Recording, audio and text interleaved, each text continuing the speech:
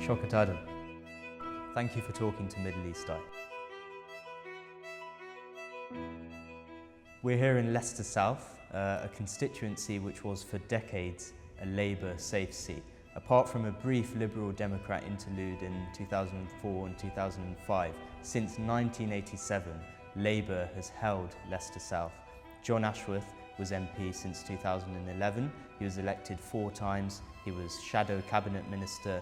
And then, last month, at the general election, as Labour won a landslide majority nationwide, there was a shock result here in Leicester South. An independent candidate with no previous involvement in politics, unseated, Mr. Ashworth. Shockat, last time we interviewed you, you were on the campaign trail. Now, you're a Member of Parliament. How did it feel to win? That was a night that will forever live in my memory, and I don't think there is an adjective that I have. It was a mixture of emotions, from exhilaration to being honoured to being humbled, and elements of fear as well, all in one. And it was the most incredible feeling ever. What was it like to enter Parliament, not just as an MP, but as an independent MP, without a party? You know, going into Parliament physically for the first time as a Member of Parliament was I think the humbling would be the first word that I would use, that the people of Leicester South have entrusted me with their trust to be their voice in the corridors of power, and to go there as an independent, knowing how hard we had worked from a grassroots level, made it really, you know, all those nights not sleeping, all those nights working extremely hard, the sacrifices that all candidates have to make. But when you're an independent, I can imagine it's 10 times even more, somehow made it feel worthwhile.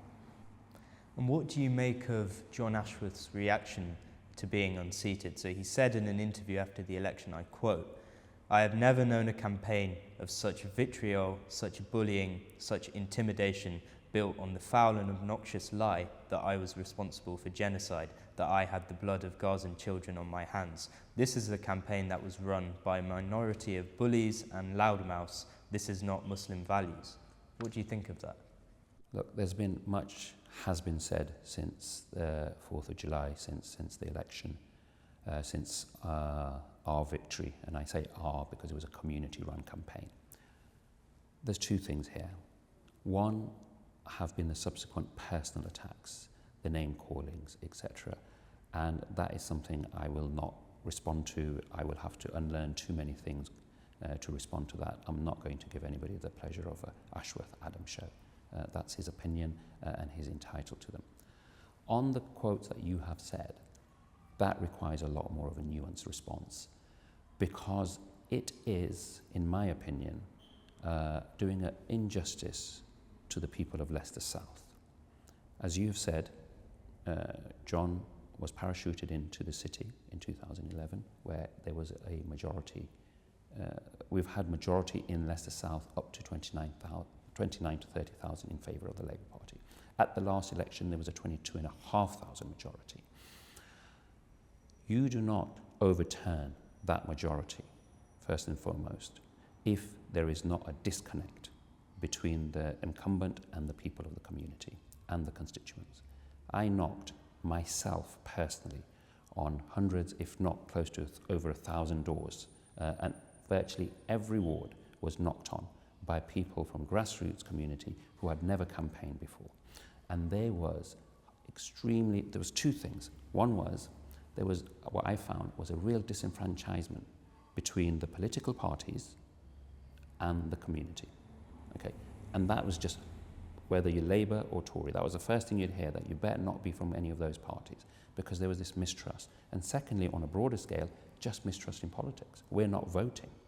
Okay, so we worked really, really hard to connect with grassroots concerns to the constituents, and made them feel that as a person from the community, I would be able to reflect their voice and their concerns. Okay, now in terms of intimidation, I would never intimidate or condone intimidation for anybody. Okay, it's not something that I would do. It's not something that I would condone in any shape or form. when you have an MP or a parliamentarian or any politician going into an area surrounded by people that support him, who is then questioned robustly, but without verbal abuse, without physical intimidation, but robust questioning on an issue that matters really to them, okay? And then to present it as some form of vitriol and hatred and aggressiveness and abusiveness is an injustice and unfair on the people that he served for so many years. And have you yourself felt that you faced intimidation or harassment after the election? Well, I can tell you we felt it before the election. We felt racial abuse. You know, people from my team were often racially abused when they knocked on doors or on the polling day, including my son, who was standing outside a polling station, okay, was greeted with the P word, etc. You know, this has nothing to do with John. I'm not going to say John was responsible for that, because I'm sure he wouldn't. But this was what we faced, and many of our campaigners faced it. Subsequently, I have faced a torrent of abuse online and in real life, as have people in my family. So, you know, it's been, there are people out there that will exploit any situation to further their narrative, but it's not helped when a narrative is peddled that this election, which was won through, which should be, you know, celebrated as the magic of democracy, that how can an individual who has no political experience overturn a 22,500 majority, and rather than being a celebration, to find a reason or an excuse that there must have been something going on negatively for him or her to have achieved that. And that is an extremely dangerous narrative. Well, there's quite a lot of evidence that Labour has lost significant support among some Muslim communities around the country. Do you think the party leadership is taking that seriously? You know, I've heard since I've been in Parliament from the Labour Party that the Tory party should exercise a bit of humility and learn why they lost the election, and learn from the constituents that, you know, they have been overwhelmingly being rejected. Okay, I hear that quite a lot from front benchers and ministers, and any opportunity the Labour Party get, they say that to the Tory party. Similarly, we see the numbers. Before the election, for me, what I saw very clearly was the choice between the Prime Minister now, Keir Starmer, and the Prime Minister then, Rishi Sunak, was a race to the bottom. Who do we dislike least? Not who is the most popular. Okay? So therefore, there was a lot of people who traditionally have voted Labour Party from all spectrums of society who are no longer voting for the Labour Party. And if they want to know why, they must heed their own lesson of what they're trying to teach the Tory party. Be humble and see why that happened. Thank you. And we're now in what's known as recess, where MPs, rather than being in Parliament in London, they're at home in their constituencies. How have you found engaging with the community in the last few weeks? This has been, I mean, I enjoy being in Parliament. I cannot deny that. But for being in my constituency is my favourite part of being an MP, if I was to be asked. You know, reaching out, meeting grassroots organisations, listening to the concerns of our fabulous and amazing organisations that we have in the city that are propping up our country, and being able to assist them. Prior to becoming an MP, I used to assist as many people as I could in my limited capacity. Now I just do it a lot more official and responsibility now. So I've had, I think, 8 to 9 surgeries. I've been out to all the areas of my constituency and meeting countless people, and thoroughly enjoying it. Could you just explain how a surgery works? So yeah, people come in and they come in to meet me at a designated time in my office with the concerns that they would like me to resolve. And anyone can come if they make an appointment? Anybody from my constituency. We've had people from outside my constituency giving slightly incorrect postcode details because they want to see me specifically, and then I have to explain that I can only help them in an official capacity as their MP. I do want to talk about the far-right riots which spread around the country a few weeks ago. The violence, it started after fake rumours online were spread that an attacker who horrifyingly killed 3 children in Southport was a Muslim and illegal immigrant. And the riots, they included attacks on mosques, attacks on hotels which were housing asylum seekers. How did you feel seeing these scenes play out on the streets of Britain?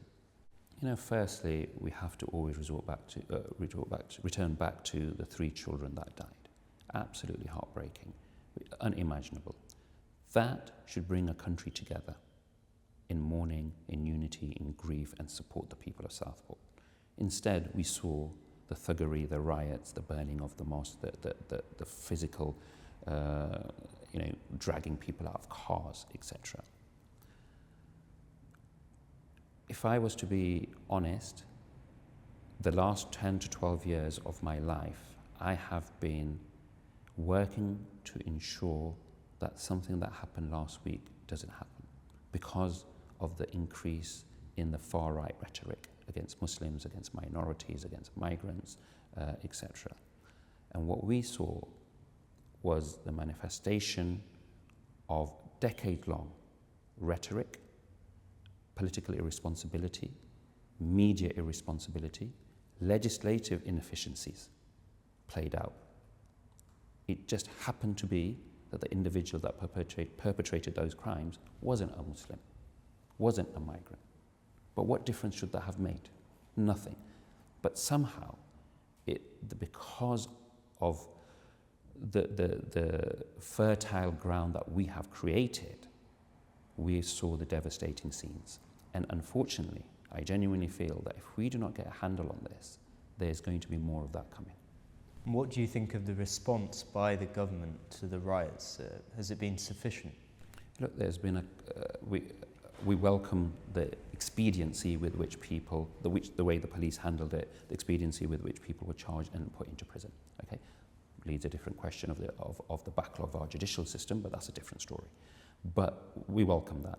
However, I think, look, we're at a situation. Mosques were being attacked. Muslims were clearly being targeted.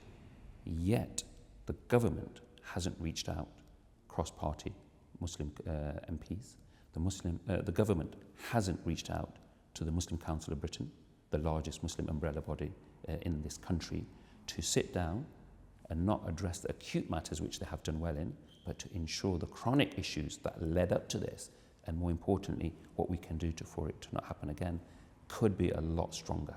And for me, the absence of the term Islamophobia, come to quite far down the chain of events, was extremely concerning. So you think there needs to be a definition of Islamophobia agreed upon by the government? Absolutely. We have to have an Islamophobia. I think, we have people who are heading, racism, rightfully so, anti-Semitism, rightfully so. We need somebody appointed as almost like a czar about anti-Muslim hate to advise the government, and the definition of Islamophobia adopted, and responsibility.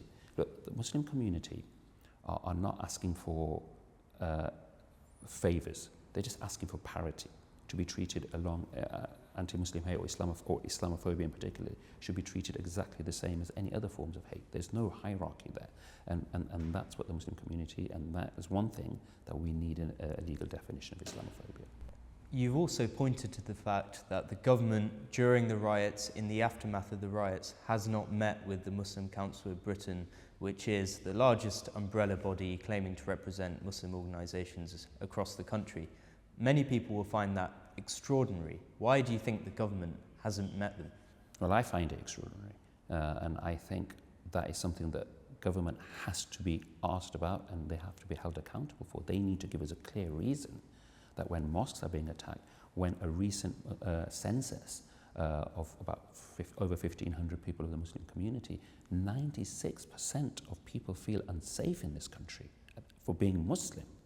And that is not being addressed by, as you say, the largest reported Muslim organisation, the Muslim Council of Britain. I think that's completely unacceptable, and it's something that the government has to be answerable for. Do you think there needs to be much more of a reckoning with what led to the riots? Do you think that's something that has been missing from the government's response? Absolutely. Look, when we have had, let's not talk about fringe players here, let's talk about senior politicians.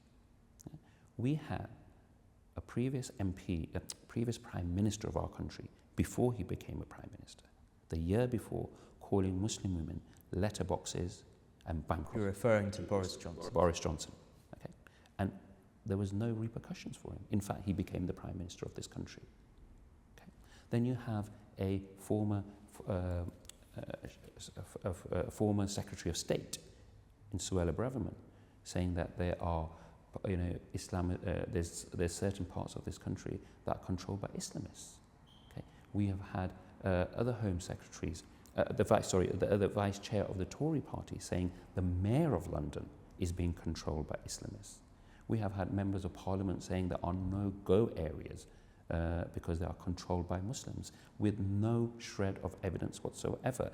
And now you have a potential leader of the Tory party, one of the candidates, saying that anybody who articulates the term Allahu Akbar, which means God is great, which is probably the most recited phrase in the world, particularly from the Muslim community, should be immediately arrested. This is Robert Jenrick. Absolutely.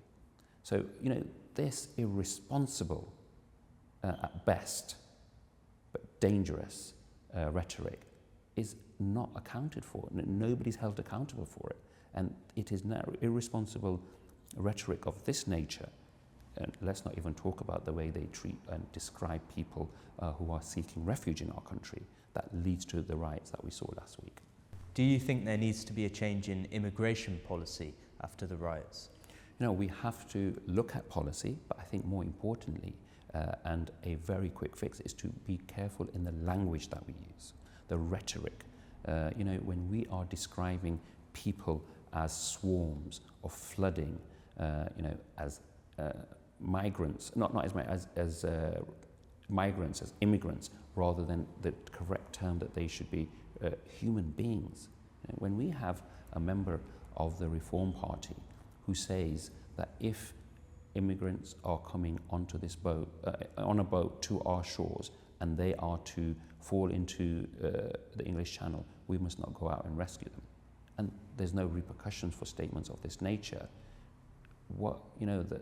This emboldens people to go out onto the streets and cause the havoc and the damage that we saw. When you won the election, you said, "This is for Gaza." Many people voted for you, among other reasons, because of your pro-Palestinian stance, and specifically because they were opposed to the Labour Party's position on Israel's war on Gaza, particularly the early support for Israel's war.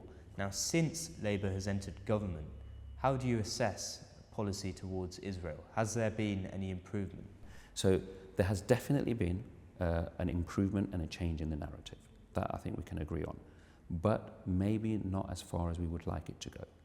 So we are still selling arms to the State of Israel, despite all the rhetoric that we're hearing around it. We have overturned the banning of the UNRWA funding for the people of Gaza, but the damage that it has done has not been addressed. The repercussions of the cessation of the funding to the people of Palestine. That needs to be addressed. We still haven't talked about recognizing the state of Palestine, but fundamentally and the most importantly is the calling for an immediate ceasefire and holding the Israeli government to account to ensure that they do that with immediate effect. So you believe the government should suspend arms sales to Israel? Absolutely, and immediately so. And how do you plan to work in Parliament to pressure the government and to enact change on policy towards Israel and Palestine? Simply our existence there obviously makes a huge difference, because the government has seen the sentiment and the feeling, rightfully so, from people of all backgrounds on what is happening in Gaza.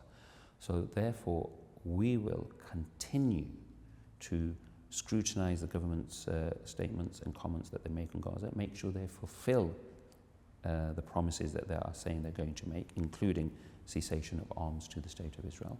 We will make sure that Benjamin Netanyahu is held accountable for war crimes, or at least be sent to the International Court of Justice to be held accountable for war crimes. So we will make sure that accountability, transparency is there at every level.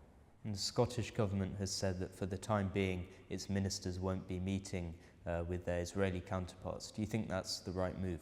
Yeah, absolutely. I think that, you know, we as a country have a real role to play in this, and that would send out such a powerful message.